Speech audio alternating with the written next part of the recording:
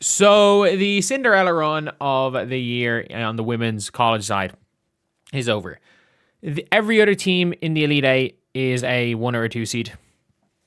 Iowa was the only, sorry, is a 1, 2, or 3 seed.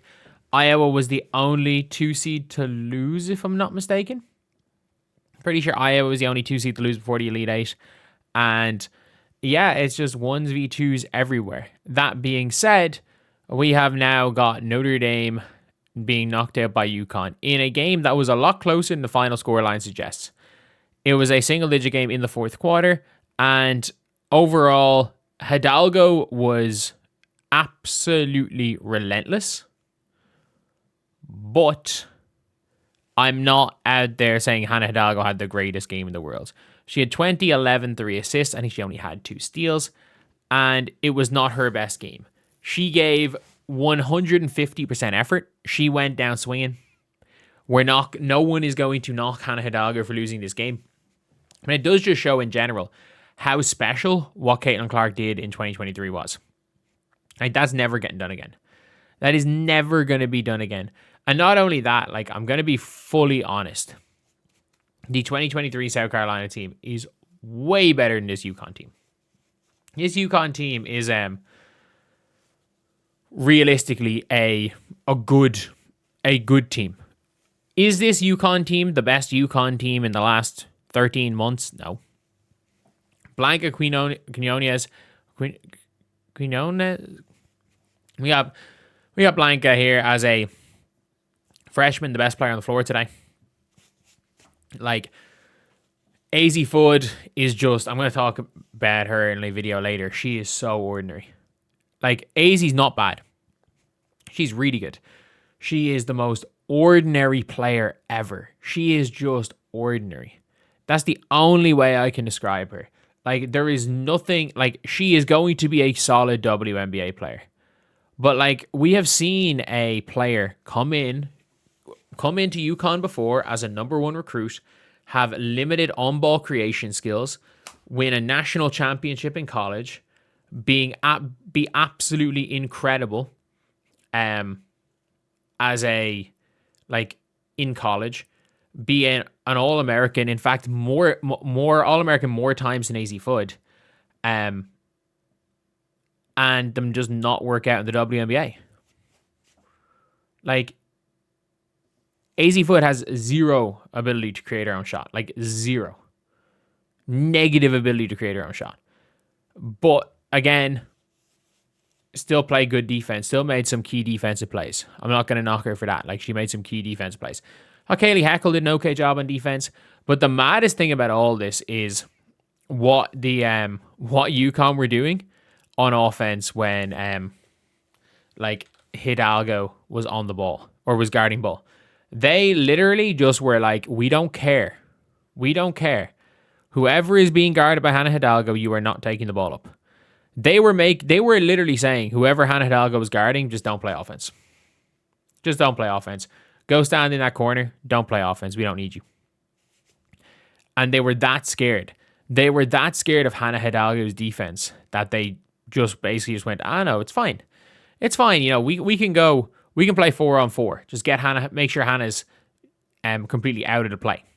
And you see sometimes teams kind of doing that, not trying to, like, being scared to attack big, sometimes attacking the paint. I've never seen a team be scared of a guard, like, to go at a guard other than, like, Kawhi Leonard.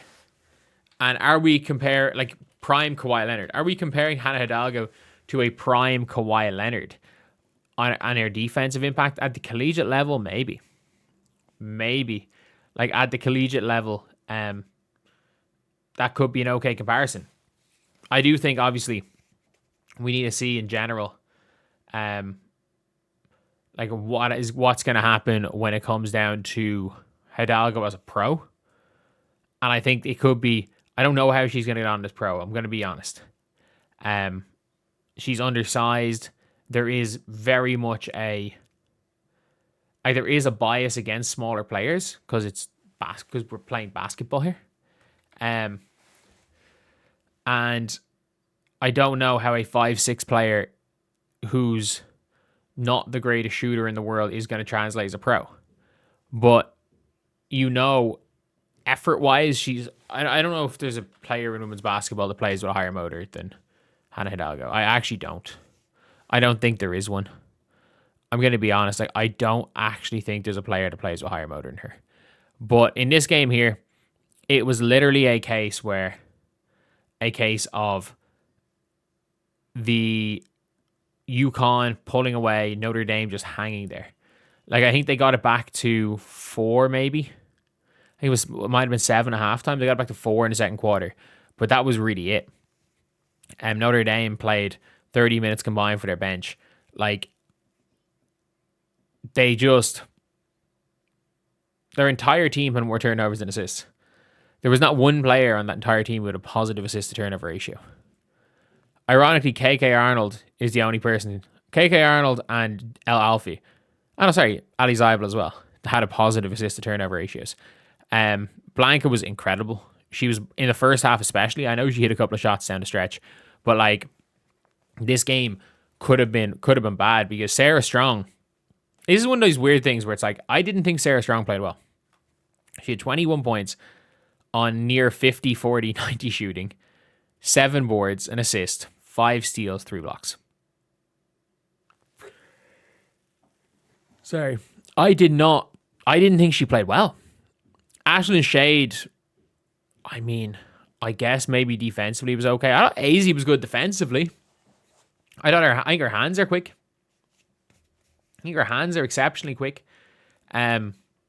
If people want me to be positive about AZ, I think she has quick hands. I don't know. That's what you want to hear, but that's the only real positive thing I can say. Like, it never looked like she was going to score. Like, it never looked like she was going to score. Every shot that went up from AZ looked like he was going to miss.